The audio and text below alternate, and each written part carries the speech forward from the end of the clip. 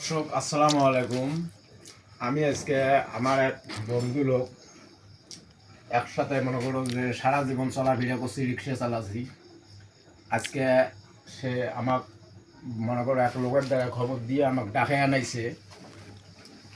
তাই আজকে খুব পঙ্গু অবস্থায় বিছানার মধ্যে পড়ি আছে, এই উদ্দেশ্যে আমাকে ডাকছে যে আমি টুকটাক একটু ভিডিও করি। এখন সে কারণে আমাকে ডাকে আনছে যে আমার ভিডিওটার সাথে এই আইডিটা যদি একটু শেয়ার করি দেই, তা আমার যেটা পরিচিত মনে করো যে যে জায়গায় মনে করো যে ভিডিওটা চলে, এই দর্শকগুলোর উদ্দেশ্যে মনে করো যে তাই একটা আপত্তি নিয়ে আমাকে ডাকছে যে একটু সাহায্য সহযোগিতার জন্য।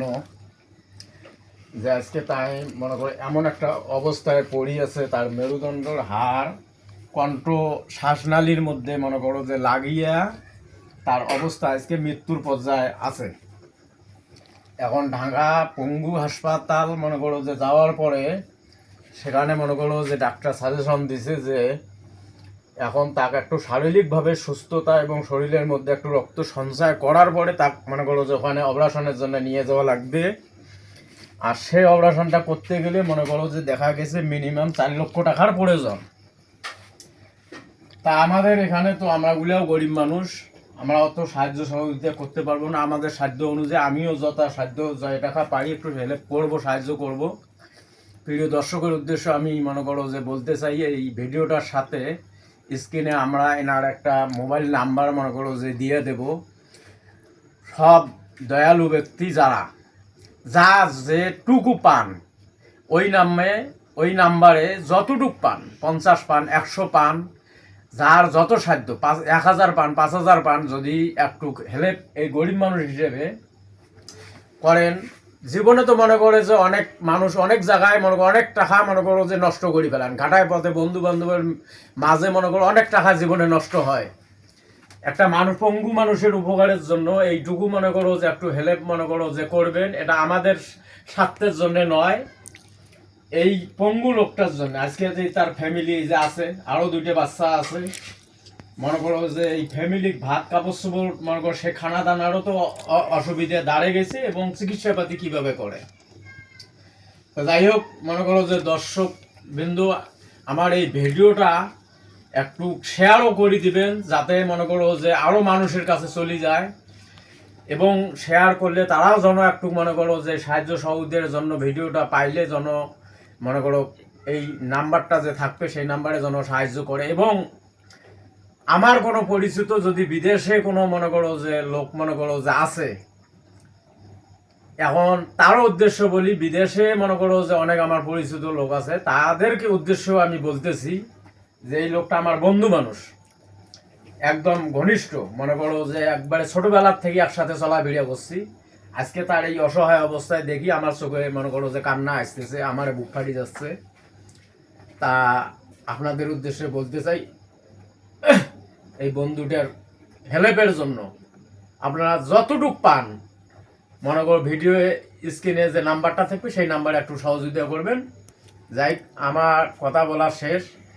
এই আজকে এই রুগীর মনে করো যে পরিবারের সাথে 2টা কথা মনে করো যে শুনি নেন, তার আবেগ আপত্তি কি মনে করো যে একটু শোনেন। হ্যালো, আসসালামু আলাইকুম দর্শক ভাইরা। আপনার কাছে আমি বিশেষভাবে অনুরোধ করতেছি, আমার স্বামী দীর্ঘ আজকে প্রায় 2-3 বছর থেকে পড়ি, তার মধ্যে 4 মাস থেকে তাই বিছনার মানুষে সমান হয়ে গেছে। আমার এমন কোনো পয়সা নাই যে আমার স্বামীকে ভালো করব, যে সবাই মিলি বিদেশি বা প্রবাসী বা দেশ যে মানুষ সবাই আছেন, আমার স্বামীকে সবাই যে হেল্প করলেন, 10 পান, 5 পান, 100 পান, 200 পান, 1000 পান, যদি আমার স্বামী সবাই দিলেন হয়, আমার স্বামী আমি চেষ্টা করলাম হয়, আমার স্বামী তাই সুস্থ আগের মতো বেড়াইলেও হয়, আমার সব তিনটে তাই লেখাপড়া বা খাওয়ার সব কিছু দিতে পারিল হয়। এখন আমার স্বামী অসুস্থ হয়ে পড়িয়েছে, আমার বাচ্চা কুচ্চার খাওয়ার খুব খুব খারাপ লাগছে আমার। কেন আমার বাচ্চা কুচ্চা স্কুলে যেতে পারছে না, আমার বাচ্চা কুচ্চা খাইতে পারছে না। তার বাবার জন্য সবসময় সে বাচ্চা কুচ্চা কাঁদি থাকে যে সবার বাবা মা সবাইকে দেয়, আমরা দিতে পারি না। বাচ্চা কুচ্চা খুব খারাপ মনে করে, আমরাও মনে করি খারাপ। এমন কোনো সরল ব্যক্তি যদি আমার স্বামীর পাশে দাঁড়ালেন হয়, আমার স্বামীটা সুস্থ হয়ে যায়।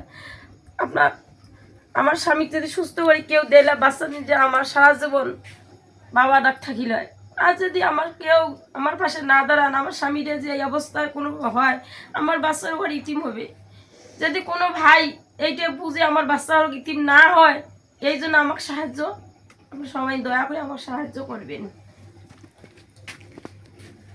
যাই হোক, আমি এই যে আমার বন্ধুর পরিচিতটা আপনাদেরকে একটু জানাই।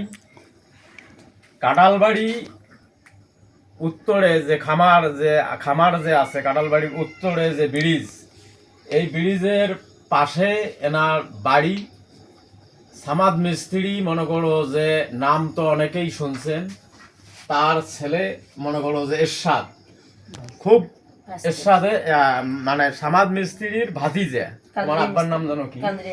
কান্দুরিয়া মিস্ত্রি যে ছিল, তার ছেলে জীবনে খুব সহজ সরল ভাবেই চলাফেরা করছে। মনে করো যে একদম মনে করো যে সাদা মাটা লোক।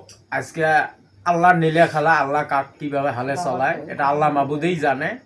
আজকে যাই হোক, আল্লাহ মনে করো এই অসুস্থতাটা দিছে। তার ফ্যামিলিগত এমন কোনো সাধ্য নাই যে মনে করো যে এই চিকিৎসার টাকাটা মনে করো ফ্যামিলির থেকে মনে করো যে বহন করবে বা করবে। এখন মানুষের কাছে হাত পাতা ছাড়া আর কোনো উপায় মনে করো যে নাই। এই কারণে আজকে এই মনে করো যে ভিডিওর মধ্যে আসা। যাই হোক, মনে করো যে এই ভাইটেরও দুইটা মুখের কথা মনে করো যে ও বাচ্চাটার মুখের কথা একটু দুইটা শোনেন। বাচ্চাটা কি বলে? বাবা মনে করো যে বলো তো, তোমার আব্বুর জন্য তোমার কিছু মানুষের কাছে না, ইয়ের আব্বু, ইয়ের মামা একজন ধর্ম মামা সাংবাদিক, তাই কিন্তু ইয়ে টাকা দেয় পড়ার জন্য, দুই ভাইয়ে পড়ার জন্য টাকা দেয়। সেটা বাবা তোমার আব্বুর জন্য তোমার কিছু চিকিৎসা পাতি সুস্থর জন্য তুমি চাও, দর্শকের কাছে কিছু বলো তো। আসসালামু আলাইকুম।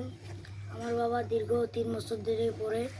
আমার বাবা কুড়িগ্রাম সদর গেছেন, সদর থেকে দিয়ে পাঠিয়েছেন রংপুর থেকে দিয়ে পাঠিয়েছেন ঢাকা সিআরপি হাসপাতাল। ওখান থেকে ফির আগারগা দিছেন। আগারগা বলছেন যে অপারেশন করা লাগবে, এই জায়গায় হাড় ভাঙছে নাকি। তার অপারেশনের কারণেই 4 লক্ষ টাকা লাগে। পরে আমরা ফেরত নিয়ে আসি বাড়ির ফিঙ্গার ধরার জন্য। ওনার গায়ের মধ্যে রক্ত নাই, তার জন্য সে আমাদের পড়ালেখার শোনা খুব কষ্ট হচ্ছে।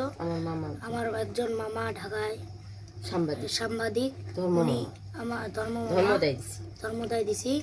উনি আমাদের লেখাপড়ার টাকা দিতেছে, কত খাতা কলম কেনার টাকা দিতেছে, সব কিছুর টাকা দিতেছে। উনি যেটা দেয় সেটা মিথ্যাটা কেন প্রমাণ?